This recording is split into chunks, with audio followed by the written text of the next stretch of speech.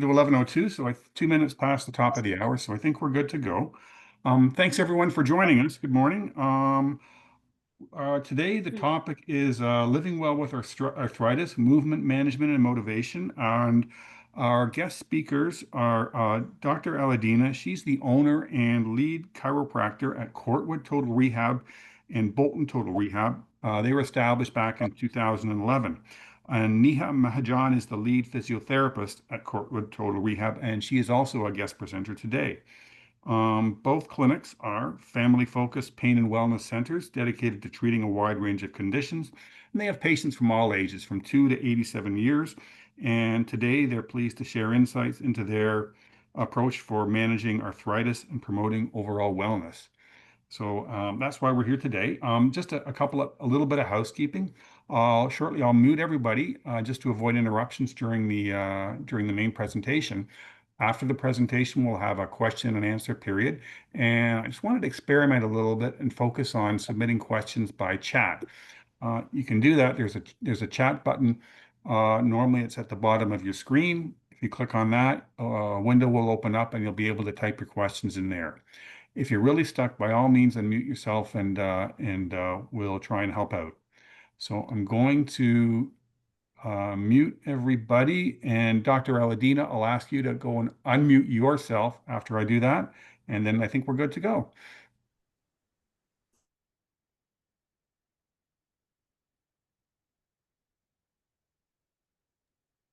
Wonderful. Okay. And you're welcome to go ahead at your convenience. So Colin, just want to confirm, you can see the slide deck that I've shared? Yes, Managing Arthritis is the title page. Wonderful. Wonderful. All right. So welcome, everybody. Today, Neha and myself will be chatting with you about managing arthritis. We've chosen this word really carefully as physiotherapists and chiropractors. We don't treat arthritis, but we help you manage it. And so throughout the presentation, we'll be showing you pictures. We'll be going through, different treatment protocols, but we're hoping that you'll find it informative, either for yourself or for a loved one. As Colin mentioned, I own 2 clinics, one in Bolton and one in Brampton. And so today we're actually speaking from our Brampton location, but again, the therapies are the same across both clinics. Just to give everybody an agenda, we're going to introduce the clinic, give you a little bit of background information on who we are. We're going to be focusing on osteoarthritis and rheumatoid arthritis, as those are some of the more common terms that people tend to hear or get diagnosed with. We'll talk about their diagnostic criteria, so what needs to be involved in order to have this diagnosis. We're going to talk about the phases of each. So we'll talk about the phases of osteoarthritis as it progresses. And then we'll chat about rheumatoid arthritis and the phases that it can go through as it progresses. And then I'll pass the baton on to my colleague, Neha, and she'll share some treatment protocols for both OA and RA. And then we'll save sort of the grand finale, which is the GLAD program for the last sort of topic to chat about. So just as a spotlight, I wanted to share the different professions that we have at the clinic. So we don't just focus on physio, we don't just focus on massage therapy. We'd like to have a collaborative approach. So I'm an example of a chiropractor. Neha's an example of a physiotherapist. We have massage therapy. We have traditional Chinese medicine practitioners who do acupuncture. We have chiropodists, and we have registered social workers to help with the emotional part of healing. These are just sort of one example of the practitioners, but of course we've got multiple practitioners per discipline. And we believe when managing arthritis, it's not just one practitioner that can really take control of helping you manage it. It really does need to be a collaborative approach, because we all have different specialties and different goals for you to heal, but ultimately, the same direction. We're all headed in the same direction for healing, so that it is sort of a comprehensive approach to managing your care. All right, so let's jump into it. Let's start by talking about the big differences between OA, and when I say OA, I mean osteoarthritis, and when I say RA, I mean rheumatoid arthritis. So let's start talking about sort of the main umbrella differences between the two. So osteoarthritis is probably the most common form of arthritis. It's usually more wear and tear. It normally happens because of degeneration. Um, Typically found in weight-bearing joints. So usually the joints that have to withstand the most amount of weight. So your knees, your hips, your spine. And so you'll probably hear a lot of people as they age say, I've got OA or I've got arthritis. This is what they're probably alluding to, is that they have OA, osteoarthritis. This traditionally is found a little bit later in life. So traditionally found in older age groups. However, we are starting to notice it affecting younger and younger demographics, but typically you'll find OA in later age groups or later age categories. Rheumatoid arthritis is a little bit different. It's not necessarily a wear and tear condition. It's a chronic autoimmune disease. So what I mean by this is autoimmune means when the body starts to turn on itself and starts to basically destroy or eat away at tissue or at different parts of your body.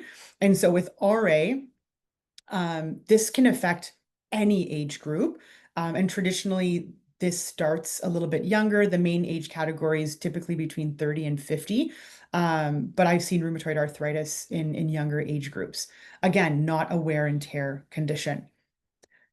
I'll get into the last point a little bit later. I think the X-ray finding will be a little bit of a better image for you guys.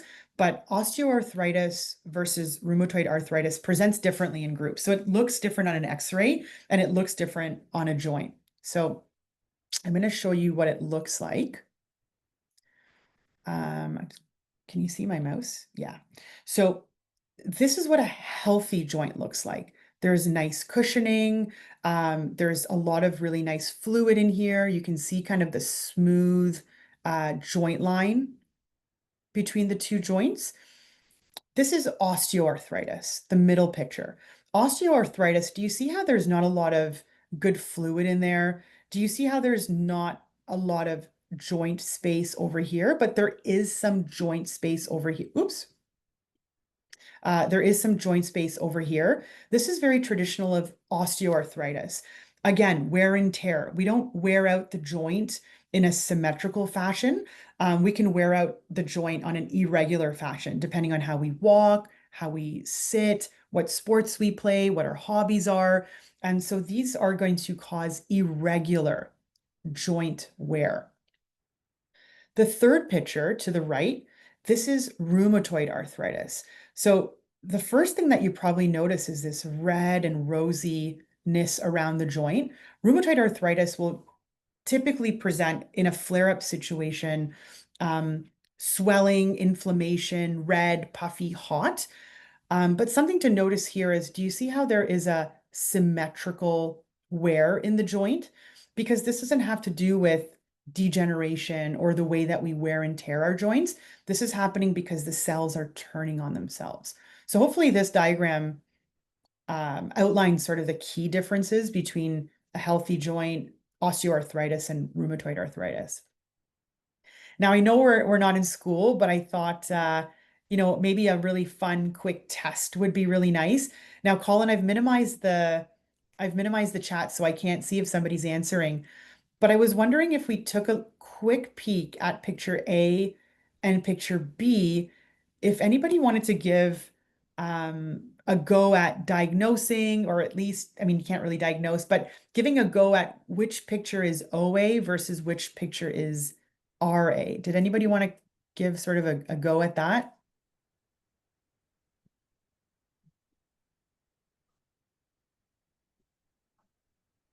I made a guess myself, so Okay.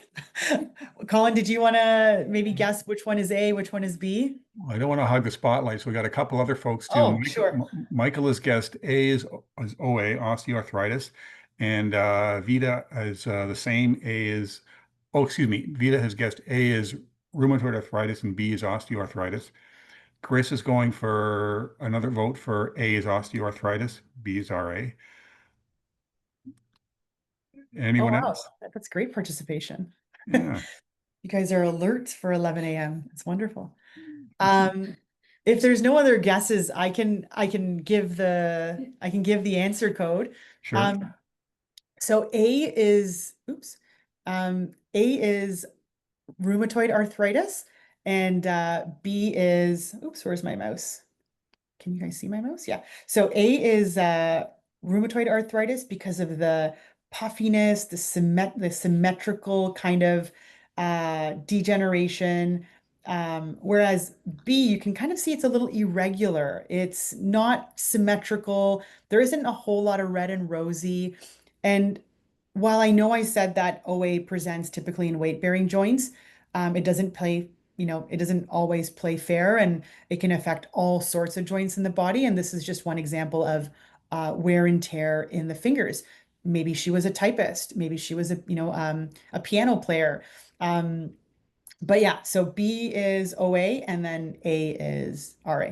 Thanks for thanks for participating, guys. That Vita, you was got that. confusing one, Congratulations. And that was a hard problem. So that was more of an advanced problem. especially because you just showed one hand. That's true. So I didn't have a comparative hand. Awesome. So typically when people want to get diagnosed, there's sort of there's sort of clues that maybe you guys can clue into. There's hints. We call these signs and symptoms. And then there's a way for your doctor or your therapist to really give you a diagnosis. So the clues or the signs and symptoms in our world, we call that clinical findings. So your history. In OA or osteoarthritis, it's more of a gradual onset. You didn't just wake up one day and get it. Because it's wear and tear, you might notice that it's getting worse with time, or that over the years you're having more stiffness, or the pain and stiffness is getting worse. Another clue for OA is that when you wake up in the morning and you're stiff, it'll often relieve itself in about 30 minutes. So once you start to, loosen up the joints, maybe you do some stretching, it'll oftentimes relieve in about 30 minutes. And another clue or sign or symptom is something called crepitus. Crepitus is just a fancy word for creaking or crunching. So I don't know if you've experienced it yourselves or friends and family members who will say, "Oh my goodness, listen to my knee. Do you hear that funny sound that it almost feels like rust in a joint?"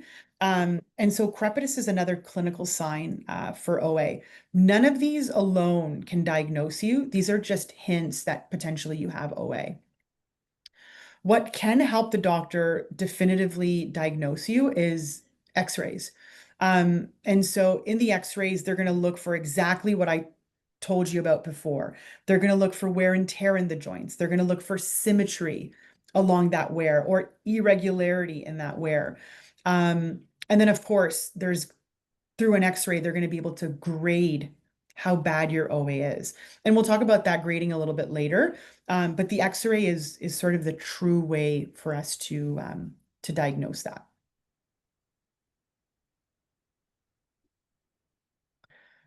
RA is a little bit different. So you will still get that morning stiffness, but oftentimes mobility or movement won't alleviate that in 30 minutes. A lot of times the morning stiffness will last a lot longer. Again, that picture of that hand, right? You yourself might notice puffiness around your joints, a redness, a hotness, not necessarily to be there, but you might notice that. But that will kind of be an indicator of, oh, something's different, something's going on. And then of course, in a flare-up, your joint will look really different versus a non-flare-up, because this is an autoimmune condition. So this is when your body decides to turn on itself. Then if you suspect you have RA or OA and you go to the doctor, now they have to sort of definitively diagnose you and they have to figure out what type of arthritis you have. And with RA, they can oftentimes they will do an x-ray, but they'll also couple that with blood work. So blood work will be able to definitively diagnose you because there's some markers, which I've put on the slide. It's called rheumatoid factor or RF. They'll be able to find these in your blood. And this is how you know it's part of your body, it's part of who you are. This is not something that, you've done to yourself through playing too much soccer or playing too much pickleball. And then again, the imaging would help the doctor, but I think in this circumstance, the lab tests or the blood test would be a great coupling way to diagnose you with RA. Okay. So remember I said when the doctor does the x-ray, they're going to be able to grade your OA. What I mean by that is not all OA is the same. There is, if you look at the screen, there are 4 stages of it. And through the x-ray, they'll be able to see the compression of the joint line, how much degeneration or wear and tear has happened in the joints, how many changes have happened to the bones, and they'll be able to diagnose which stage of OA you're at. We don't need to get into the details or the nitty-gritty of the slides, but again, just know that with OA, as you jump from minor to mild to moderate to severe, the structural bony changes are getting worse. The symptoms of stiffness, rigidity, pain are getting worse. And a lot of times our treatment approach will change depending on where you land in this stage, because of course your ability is also going to be different. So Neha will, again, towards the end, talk about treatment protocols. Depending on, when you come to the clinic, we have to adjust the protocol depending on how you're presenting. And the same goes for RA. So RA comes in 4 stages: early, moderate, severe, end. And again, this is representative of where your structural changes are in your bones, in your joints. And a lot of times when patients are coming in at severe or end, it makes therapy really difficult and really challenging. And so we'll talk about this a little bit later, but this is why, as therapists, as doctors, we're always encouraging patients to do kind of a self-screen of their body, be a little bit more in tune with your body, because the earlier the intervention, the more we can do on the rehab side, the more you can do on the rehab side, because as we start to get towards severe and end, by that point, we've lost quite a bit of range of motion. We're sort of in this high pain threshold where exercises and mobility are not comfortable for patients. It doesn't mean that we give up on clients or we give up on patients. It just makes it a little more challenging. So we're always preaching, especially at our clinics, we're always preaching being proactive versus reactive. Don't wait until, the end. Let's try to help you when these signs or symptoms are starting to creep into your life. Now, I alluded to a bit of this in the beginning of the presentation, but at our clinic, at Bolton Total Rehab and Courtwood Total Rehab, there's not going to be one therapist or one scope of practice that's going to manage your care completely. We all have our unique approach and role to treating OA or RA, and it'll change depending on your diagnosis. But for example, like the chiropractor will focus on more mobility of your joints. The physiotherapist will focus on exercises. And this is not necessarily exclusive, but these are sort of our specialties. Acupuncture will focus on acupuncture and really nourishing sort of the deep parts of the joints.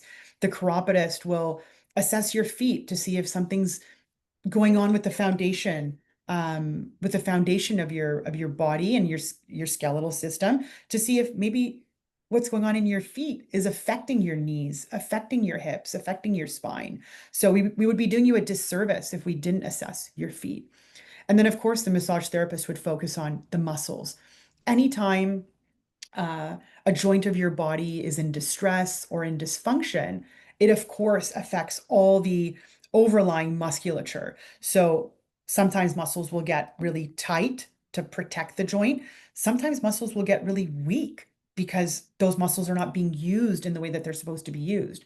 So the physiotherapist will help you relax those muscles that are tight, but also strengthen the muscles that are weak, hopefully bringing you back to some level of balance. And this is a very simplistic way of talking about the different scopes of what we do. Is a very simplistic way of thinking about it.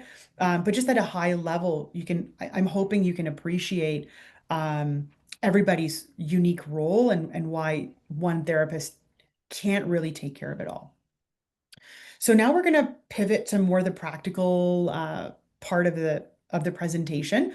I think you guys will find this part really interesting and fascinating. But I'm going to pass the baton on to Neha to speak more on treatment protocols and a little bit more practical information.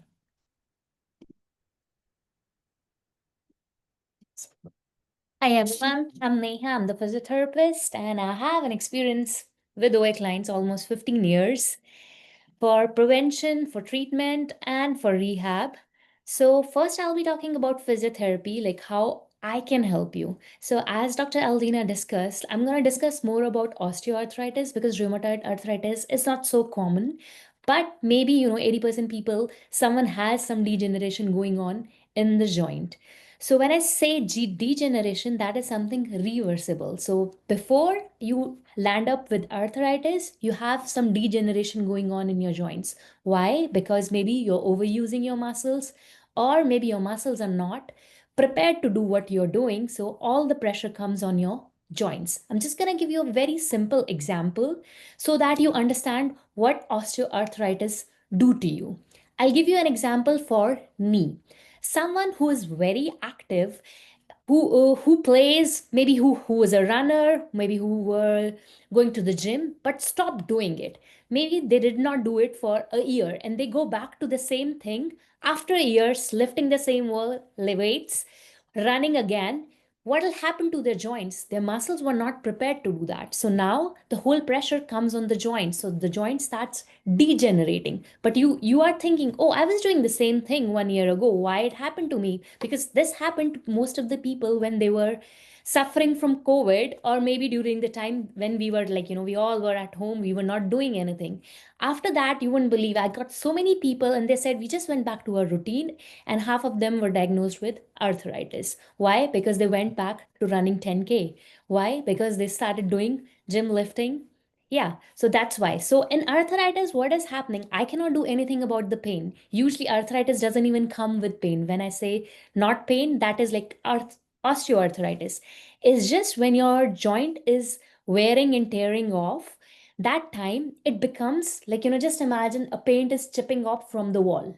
So that's how your joint is. So when a paint is chipping off from the walls, it becomes little pointed at the edges. So those pointed things are called needles. They're called, like in medical term, they're called osteophytes. You must have seen them in the slides. So those osteophytes irritate your soft tissue structure, and that's when you feel the pain. Because if you don't have that osteophytes, you will not even feel pain, and you will like, okay, fine, I don't have pain, why do I need physiotherapy?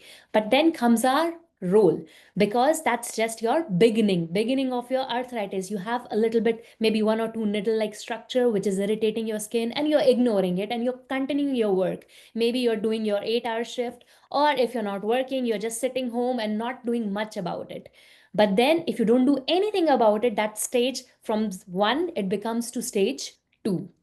And if still you don't do anything about, you come to a stage 4 where your surgeon, your doctor suggests, oh, you have to go for surgery. Why?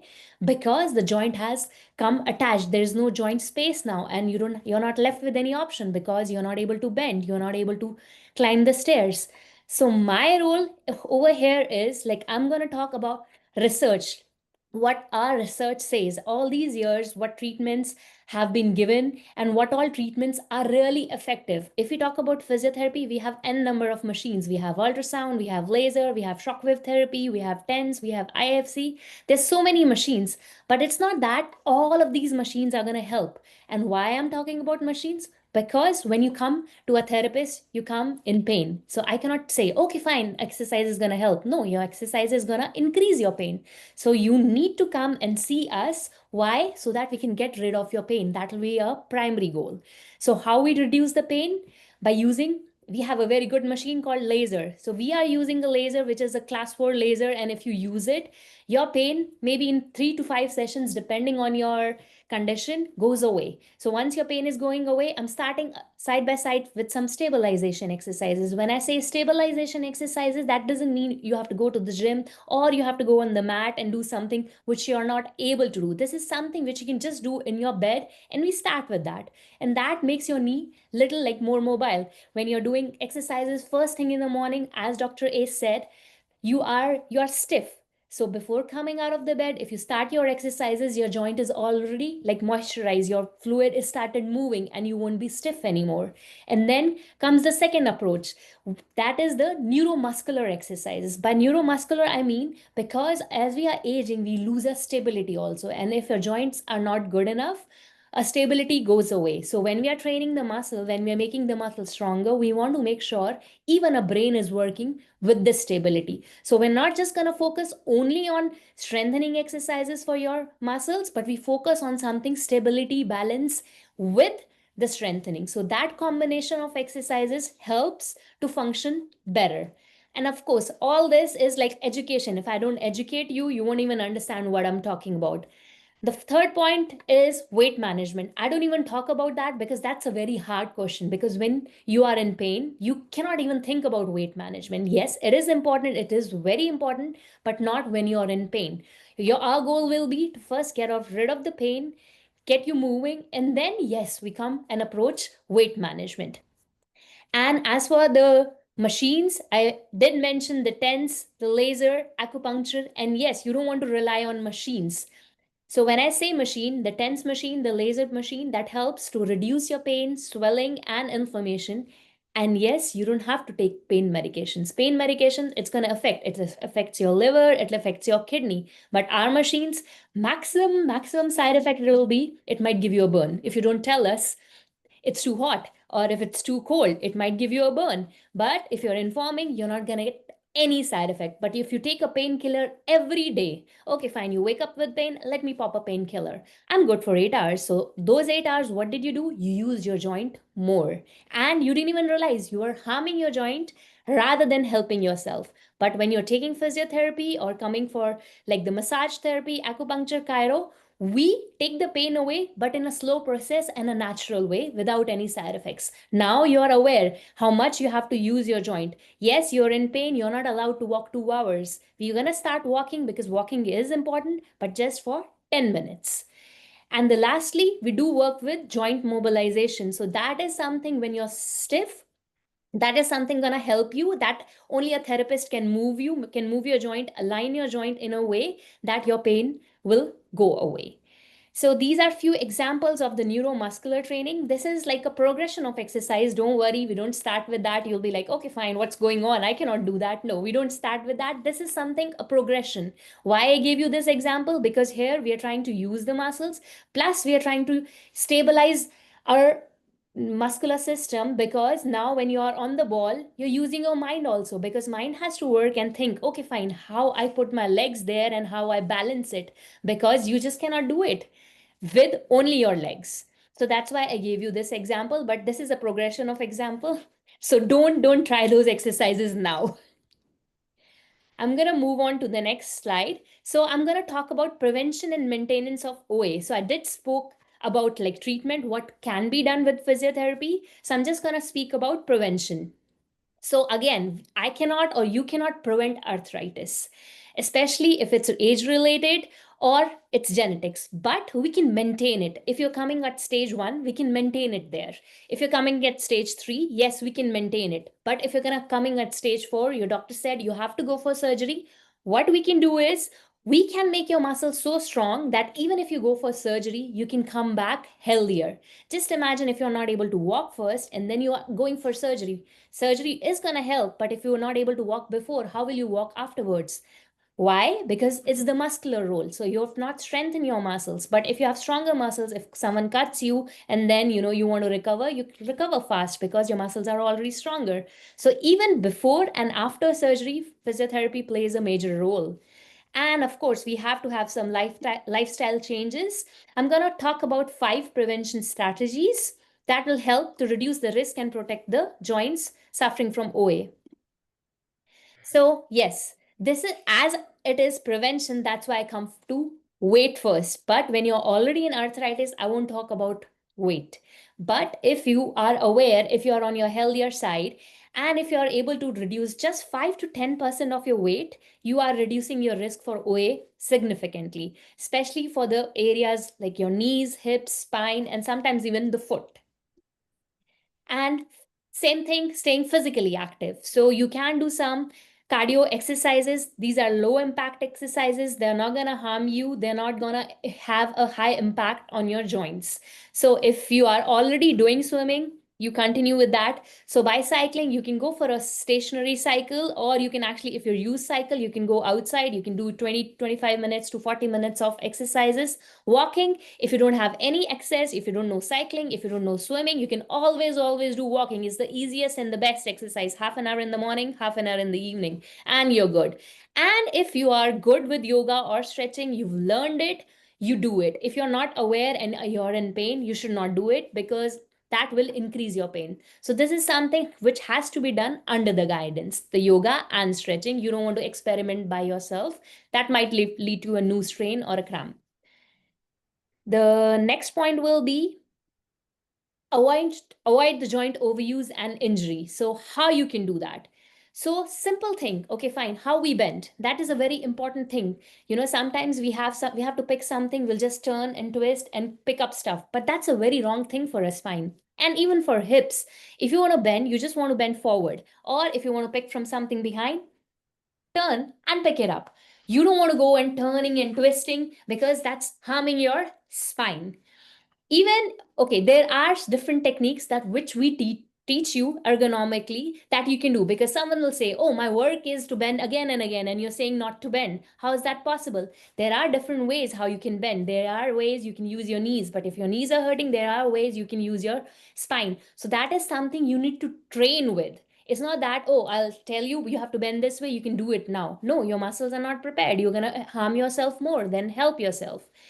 And if you're into sports, so again, if you're into sports, if you're doing badminton 2 hours, 3 times a week, that's a lot. If you're not exercising, why? Because your joints are not prepared to take all that. But if you're doing some simple exercises to work your muscles, that will help for the repetitive strain.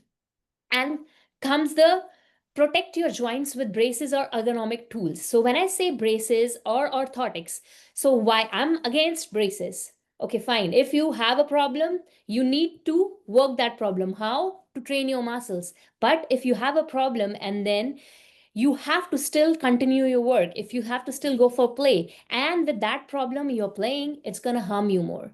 So that time, maybe for a month or two, you need some support. You need proper shoes with orthotics. If your body alignment is not proper, you need a brace to protect your joint. If you overusing your hand, you need something for your fingers or thumbs. You need something for your knees that will help to protect the joint. Side by side, you do your exercises, make your muscles stronger so that you can wean from it, because you don't want to depend on it. Because if you see someone with a cane, what they do is they're using the cane but not exercising. What happens eventually? They are not able to work with the cane as well. They go with the walker. Now what happens? Again, they did not exercise. Finally, they land up in a wheelchair. So what was the problem there? They got dependent on something which is helpful but more harmful. So this goes hand in hand: exercise, physiotherapy, and all the assisted devices. I even went through a research I recently read that people, sometimes their body alignment is bad. That's why it gives you arthritis in the joints. If you correct your positioning, sometimes you'll see someone who's walking like a duck. I mean, that's not a good way to tell, but that's how we call it, a waddling gait. Why? Because there's the pressure coming in between the joints of the knee. So what happens, to just to relieve that pressure, they walk in a way that, like, they walk like a duck.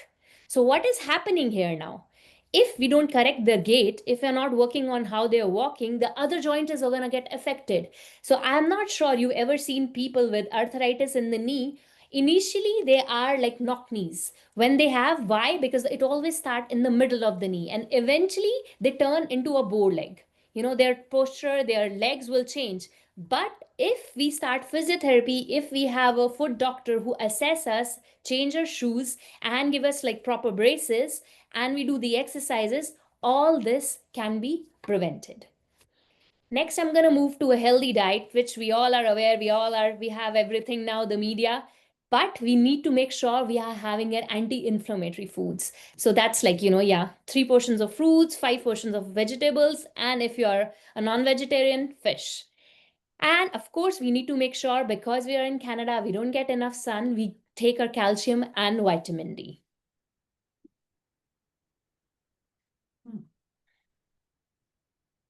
So again, I've been focusing on one thing, that is early treatment, early treatment. Okay, fine. So if you injured, okay, today you went out and your ankle got sprained. I'm not saying it's going to lead to arthritis, but if you don't get it treated, eventually the muscle, the ligament which was sprained, it doesn't support you anymore. It has some instability. So that instability, you will get better after, maybe the natural healing will happen, but that instability stayed, because of which the muscle got weak. Now the muscle is weak, the ligament is not giving you enough stability, the whole pressure will come on the joint. And then that will, with years, with time, when you're using the joint, because it's your ankle, you're walking, it's something you cannot avoid, the joint will get degenerated. So as soon as you have any injury, if you have any fracture or dislocation, always go for rehab, always learn your exercises, make your muscles stronger, because if you don't make your muscles stronger, you will land up with arthritis in most of the cases.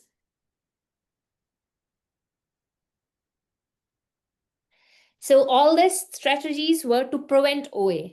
So this is something I'm going to talk about now, how to maintain. If you already have OA, if you have OA, like, you're in stage 1 or you're in stage 2.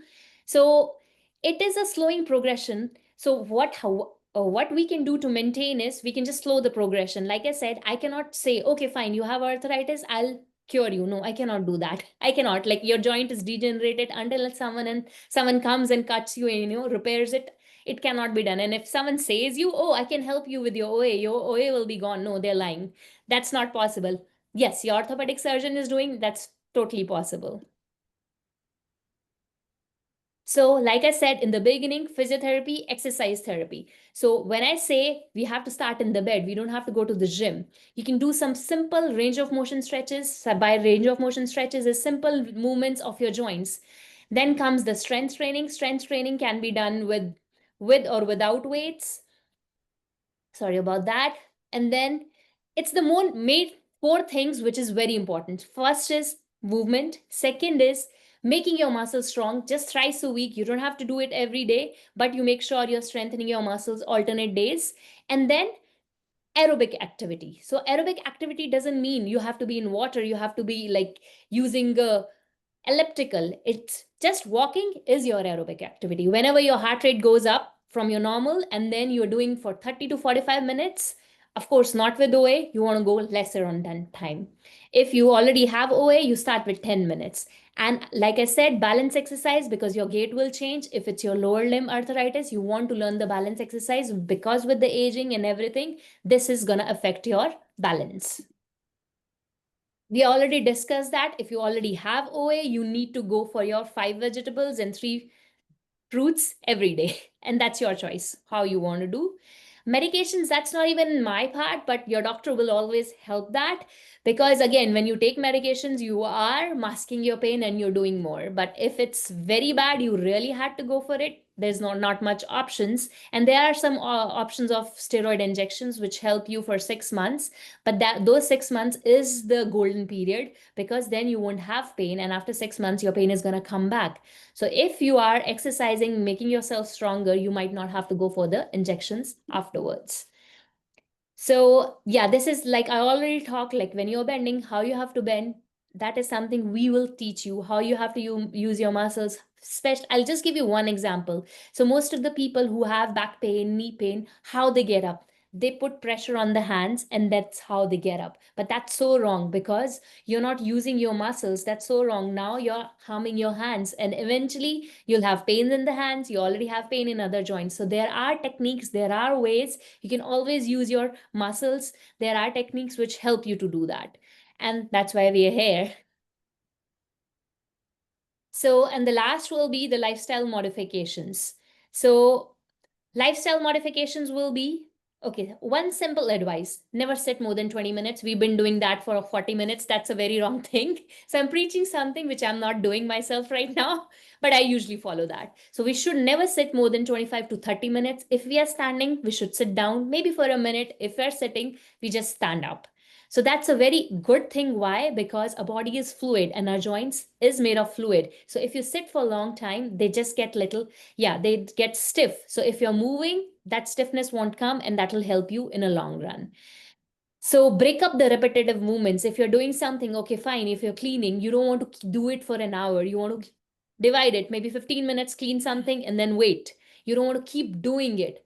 And use ergonomic furniture or tools. Something we all are using of mobile phones, you're using iPads, and how we are like this. That's so bad for your neck. That will just give arthritis to your neck. Why? Because when we are sitting straight, our neck is already bearing 11-pound weights of our head. And when we bend forward, it goes 22 pounds.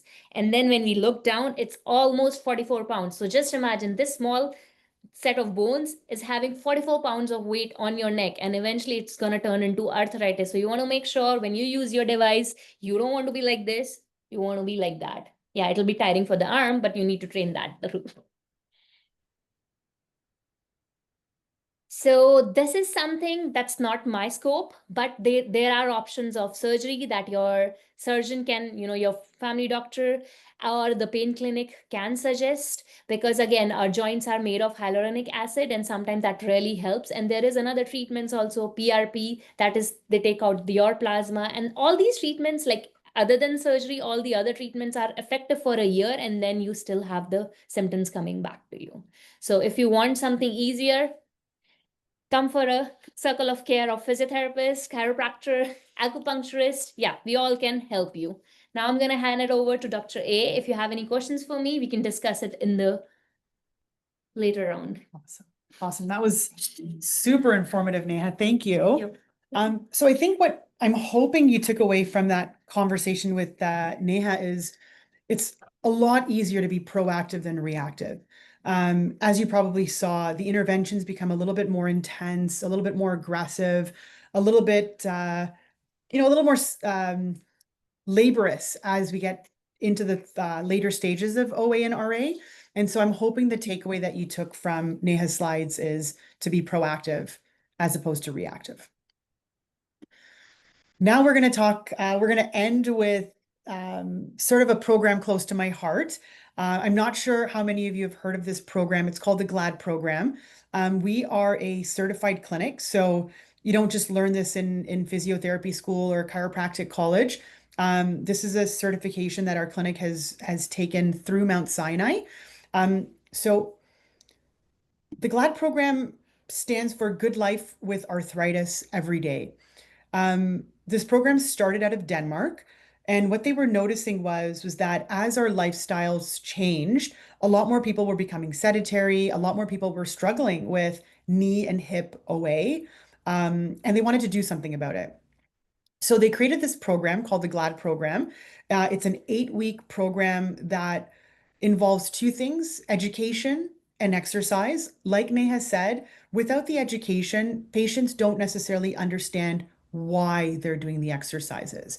And so this program is sort of a all-encompassing program, which will give you education on the arthritis, but also guide you through the exercises through the 8 weeks. At our clinic, Neha will guide you through the phases of the GLAD program to make sure that you're doing the exercises properly, that you're not harming yourself. And so these are guided exercises. This isn't just a pamphlet we can give to you and say, okay, do these exercises for 2 weeks, then graduate to, phase 2, then graduate to phase 3. These are all done either under the guidance of myself, under guidance of Neha, to again, make sure that this is a productive progression of strength. Now, this program isn't for everyone. This program, like I said, was designed specifically for people with moderate to severe arthritis. That doesn't mean to say that you can't do these exercises proactively, like Neha was saying. This is a prevention tool for us to get to those later, or for us to not get to those later stages. But this program specifically is geared to people in that moderate to severe arthritis category. Again, I'm not sure how it started in Denmark. It was brought through Mount Sinai Hospital. And then through COVID, they really wanted to start educating a bunch of clinics to get the program and the information out there. And so it's not a program that every clinic will have, but I'm proud to say that our clinics are certified and our practitioners are able to guide you through this program. So I don't know if you want to quickly jot that program down. But I do think that if you or a loved one is struggling with arthritis, this would be an amazing program to maintain the arthritis, but also improve your quality of life and hopefully avoid surgery. That's always the goal. It's never our goal for you to have surgery. It's always our goal to prevent surgery or advanced interventions. And so I think we're at 11:45, so just under an hour. This concludes sort of our presentation on arthritis and how we manage arthritis at our clinic. We hope that was useful information, practical information, and we hope that you took a few gems home with you. Well, thank you very much, Dr. Alidina and Neha, for making this very informative presentation. It's great to have your perspective on this very common affliction. I'll just make a comment at the start. Could you verify my observations or understanding is correct? I thought I heard that 80% of people, older folks, would have some degeneration of joints, which implies are having some degree of osteoarthritis. Am I understanding that correctly? Degeneration is not arthritis. Degeneration is something that can happen at an earlier age also. So that is something which is reversible. But if you don't do anything about it, it will land you into arthritis. I see. Okay. So that's why we have the prevention program. Right. Okay. Again, folks, you're welcome to put questions or comments in the chat. I'll start off with Daryl's asked a question, and Daryl maybe can help me out with this. He said, "Does NEM help OA?" But I'm not sure what NEM is. Neuro electrical muscular. So it is a passive treatment. It will help with the pain and muscular. If your muscle is very weak, it's gonna help. But that's something for a very inactive person, which is not able to come out of the bed, whose muscle strength, we have a scale of 5, whose muscle strength is 1. For them, 1 or 2, for them it's helpful. But mostly people who come to clinic, maybe more at a level of a hospital, someone who's bedridden, for them it's more helpful. But if you are able to move, there are better protocols. Do you want to maybe explain what NEM is? So it's an electrical stimulation that stimulates your nerves and muscles and gives the signal to the brain and tells you, okay, fine, this muscle has to be activated. Why? Because this is protecting. If someone is having knee pains, and we will be putting it on your quadriceps muscles. So which is your quadricep muscles? The front muscle of your thigh. So we are giving the signal to the brain to contract it. So it will, when you are not able to contract it yourself, the brain will help, the machine will help, give the signal to the brain and contract. So why contracting is important? Because when you contract, you're using your muscle. Using your muscle means you're strengthening your muscles. It's a very zero level, a very basic level when you're not able to use your muscles. That time, yes, it is helpful. So exactly what Neha said, just to reiterate, it's a passive way to start getting that stimulation and contraction of your muscles when you yourself cannot do it. So yes, I think the short answer would be, does it help OA? It can help OA in the beginning stages, but it's definitely not the tool that you want to rely on to long term and also to maintaining it. Yeah, it's an initial thing. I mean, this is not something that's going to cure you, will help you. This is something, yes, that will help to start with. Okay. Oh, very good. Thank you for the explanation there. Kushru Bagley is asking, I believe yoga and Tai Chi in particular, can relieve joint pain from arthritis. She's just asking for your comments on that statement. Yeah, I love this question. Thanks for asking it. Everybody always laughs, but we have the saying at our clinic, motion is lotion. And I want to get that on a t-shirt because I think everybody should know this statement. And the idea is that the more we move, the more we lubricate our joints. And so, different forms of exercises, whether it's cycling, whether it's yoga, whether it's Tai Chi, these are wonderful ways of lubricating your joints. But I think what Neha was alluding to was if you're not comfortable with these techniques, if you're not familiar with them, they're a little bit complex in nature. So starting there can sometimes be really difficult to do on your own. And so activating your muscles, activating your stabilizer muscles of your body under a trained professional sometimes is a great first resource or a great first stage. And then pivoting to more complex motions in yoga and Tai Chi. But by all means, if you're familiar with those, yeah, motion's lotion. We encourage Yeah, you to move. Um, it's very, very, very rare that I think Neha and I will ever say, go lay in bed for 15 days and rest. sure. Okay. Actually, I signed up for yoga for this fall, so something totally outside what I'm familiar with. It's So, best if you learn and then practice, and you learn, where it is contraindicated. Because okay, that's very important, because yoga, yes, we all can do it, but if you have a problem, there are certain conditions. If some people who have spinal arthritis, there are certain positions you cannot go with. And if you're not aware and you repeat those activities, it's just going to harm you, then help you. So half the knowledge is not good, but if you're doing something from years, you can continue it, but you don't want to add something new to your lifestyle sure. with the Okay. pain. Okay. Deepak is asking, does squeezing soft toys or finger push-ups help? I'll take this question again just because it's really similar to the question above. Sure. Squeezing soft toys, again, motion's lotion. However, anything that you do repeatedly, continuously, you're still wearing out the joints.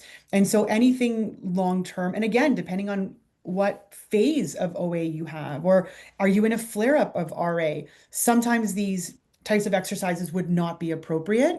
And so at a very high level, Deepak, yeah, squeezing soft toys when you're feeling good for prevention, for mobility is fantastic. But I would hesitate to say, do it all day, every day, or 3 times a week, because you may actually be wearing out your joints, maybe more than you'd like to. And I think there's a slash finger push-ups help. This is not something that I am familiar with or comfortable with. I mean, our fingertips, depending on how heavy you are, how strong they are, how much stability you have, I think every situation is quite unique. I would hesitate to say this is safe in OA or RA. But again, I think it's all very circumstantial. And again, just remember irregular wear and tear, or if you're not strong in the joints that you are using, again, we just don't want to give you advice that's going to harm you and set you back. Um, so the finger toys or the finger soft toys, I would say are good to an extent. But I'm gonna like maybe not comment too much on the finger push-ups because I think that's very specific to how you're doing. Okay. Okay. Thank you. Yeah. Um, Actually, I have a question myself here. When you were discussing the treatment for OA, the first one just mentioned was using machines, and one of the machines was a shockwave laser, I think it was. And I'm just hoping you could help me understand how would a laser treatment work to relieve pain in someone with OA? So, when I say laser, so most of the people, I have a 10-year-old, when he first saw an advertisement, laser, and he's like, oh my God, you cut people? It's like, no, every laser doesn't cut people. So, Sure. we use a very low level intensity laser. And maybe if you go for skin treatments, they use a little higher intensity. So, when we say anything to do with laser is to increase circulation. So when we say to increase circulation at a cellular level, so if you remember from back then, all your mitochondria is what happens, there is oxygen. So whenever you have an injury, those, enough oxygen is not supplied to that cell. So Okay. this laser therapy goes deep down. It's like it gives you mild heat, it increases the circulation, it increases the production of your fibroblasts, neoblasts. Those are the cells which help in the healing. So laser is actually doing that, and it's really very effective. Like I've experienced it, I've read articles, and I've seen people coming in front of me in 3 minutes, their swelling goes down. I don't want to lie. Wow. I don't want to Okay. lie. Like there are patients, like they're swelling, like, maybe a 70-year-old, a 8-year-old comes and they're swollen, and I do give them laser and I see the difference. I'm not saying it's permanent because they do go back to their activity, they do Mhm. stuff and it comes back, but then they have that relief, and with the exercises, eventually everything works. Oh, okay. That's good to know. Shock wave therapy is not used for everyone. It's more to do with the ultrasonic waves. Not exactly ultrasonic wave, it's acoustic waves. So when you must have heard of ultrasound. You go to a doctor, they do an ultrasound of your kidney, you see the images. In Yes. physiotherapy, we use similar ultrasound, but a therapeutic ultrasound. So therapeutic means it is increasing the circulation, it's increasing the circulation there, it's helping to take away the inflammation. So that is a lower intensity thing. But we have a shockwave therapy that is a very high intensity thing that Okay. goes deep down, and it relieves your inflammation instantly. That is also a good one. We don't use it specifically for arthritis because, like, arthritis doesn't have inflammation. Yes, RA joint has it, and we do use it for RA conditions if necessary, not in acute conditions, because acute is like it's hot and flare up, we don't use it. Just Oh, to add to Neha's point, when I was speaking earlier in the presentation, a lot of times when joints are degenerative or they're stiff and they haven't been used, there's a lot of scar tissue that can build up around the joint. mm, And so shockwave is essentially, think of like a compressor gun mm, that will help break up that scar tissue and in turn give you more mobility. And so again, it may not mm. be helping the arthritis directly, but it's going to be helping in the overall progress, getting you towards your goal of more mobility and more strength in your joints. Yeah, the Oh, secondary symptoms you get from arthritis, the Right. swelling and everything, that is just, yeah, taken away from all those machines. okay. So I guess depending on the individual, you can have a number of different tools to address the situation. We have another question from Deepak. Can you please explain how acupuncture helps? Yeah, so I'm a chiropractor, but I used to be a traditional Chinese medicine doctor years ago, and I just gave up my license to focus on chiropractic. So I'll take this one. Acupuncture is actually a very complicated um, method of treating things, but at a very simplistic level, the best way that I can explain acupuncture is a comparison to you bumping your elbow or bumping your arm into something. What happens when you bump into something? You get a bruise. That bruise is fresh blood. And what is the role of that blood? The role of that fresh blood is to remove the damage, but also to bring fresh nutrients to that area. So it's basically a play on blood and helping to help heal that area. So when we talk about acupuncture as it relates to OA and RA, it's a little bit more complicated when you're starting to talk about meridians and the flow of inflammation and driving the fluid out of there. But at a very simplistic level, acupuncture brings more blood to an area or fresh blood to an area by removing any debris or damage, but also nourishing that joint. So bringing it fresh nutrients to sort of prevent it from progressing. When But again, it's a little bit more complex when you start talking about traditional Chinese medicine Sure. acupuncture. I don't know if I want to take it there because that's gonna involve me talking about meridians and chi, and it's a whole nother topic.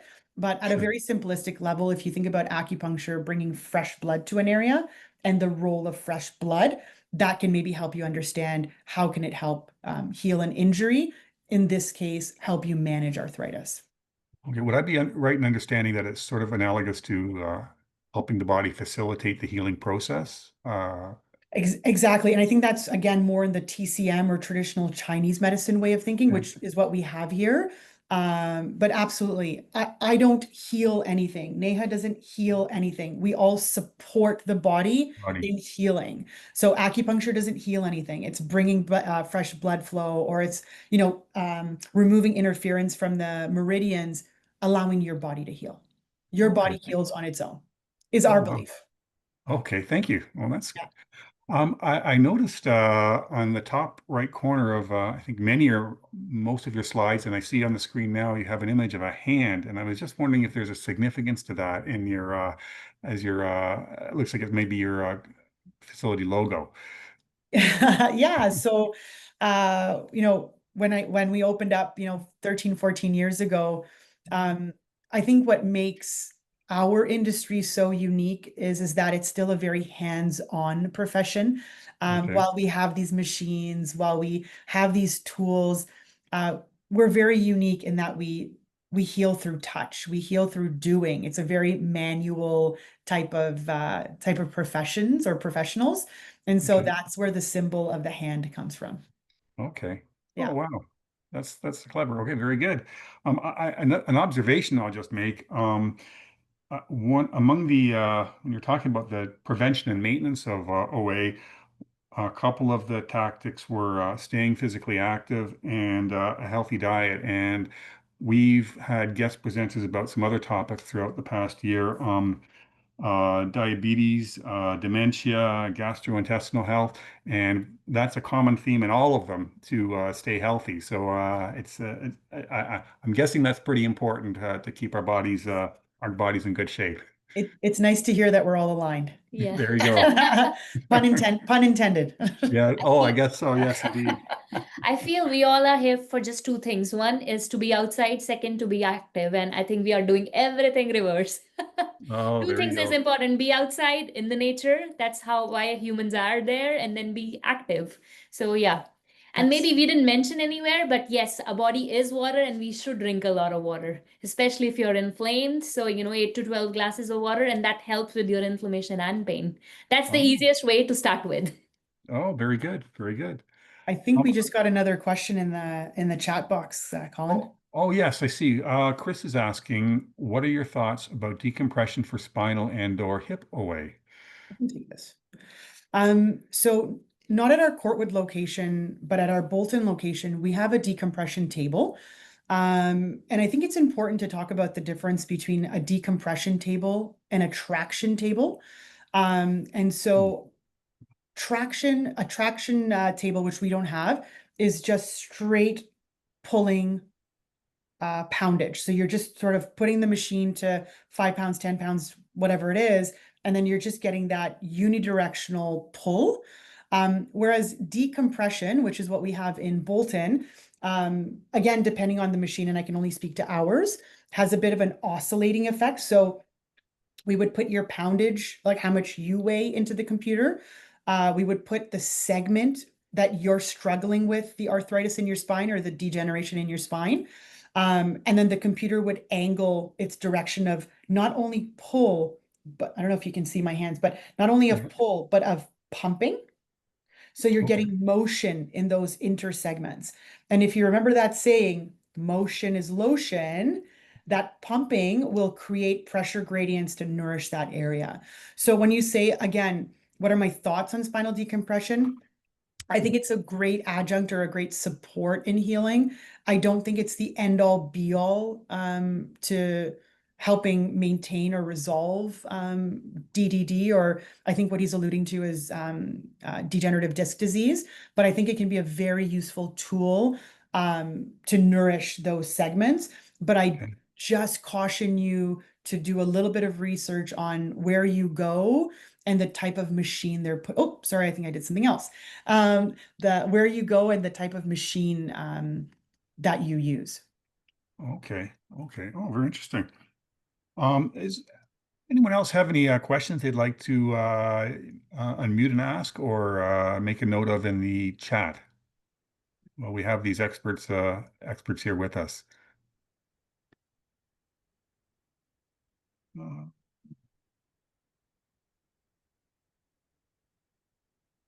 hmm, um, okay. Um, I'll just okay.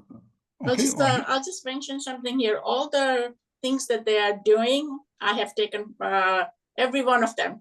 I've gone to acupuncture, I've gone to physiotherapy, chiropractor, the shock treatment, done all of it. It's helped a lot. So Thanks, Nazma. As Thank you. practitioners, we can't say that and out you, but I think sometimes that feedback is really nice and helpful because it's a walking testament that, you know, we are a clinic with integrity and, you know, we walk the talk and we don't just say things just to say things. You know, I've told you this like I've told you this in the room. We have a small team, but we really try to make sure we take pride in our work, so that you're not just a number, you're not just in a factory.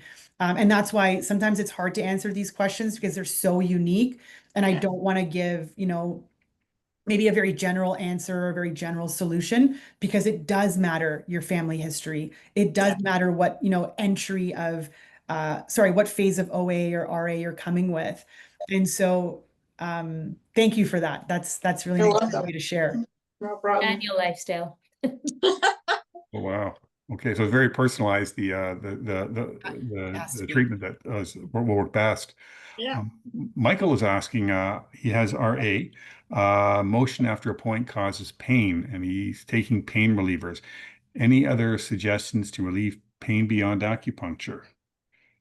So you can take few sessions of laser. Like I said, you'll have inflammation and then laser will help. It'll help with the circulation. You have to do movements, you have to do everything. But when you're in pain, that will increase the pain. So that's something, you know, we discussed earlier that finger cushioning, that those things is bad for you. You need to know particular exercises and do it in a limit. Like in a limit, you cannot do it every day. There is a full fixed protocol. We give exercise prescription, we follow by research.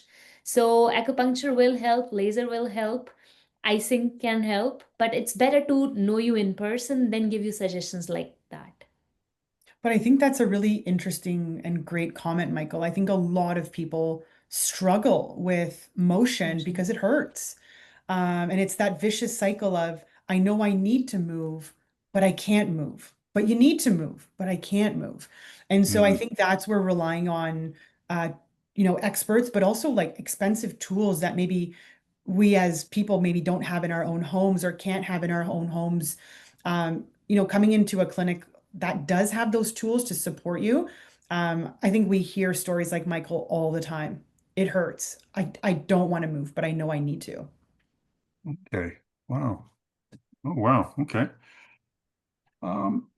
Well, is there any other questions while we have these experts with us? Well, and then on behalf of the Hydro pensioners, I just want to thank you, Dr. Alidina and Neha, for taking the time to educate us. I learned a lot in this session. I hope the other folks did too. We will have some post talk resources posted in the coming couple of days on our website. And the recording will be posted as well within the next couple of days. So you can keep an eye out for the notification about that. Again, thank you, Dr. Alidina and Neha. We really appreciate your time. Thank you for being attentive listeners. That was a pleasure. Thank you. All right, take Thank care. you. Everyone take care. Bye.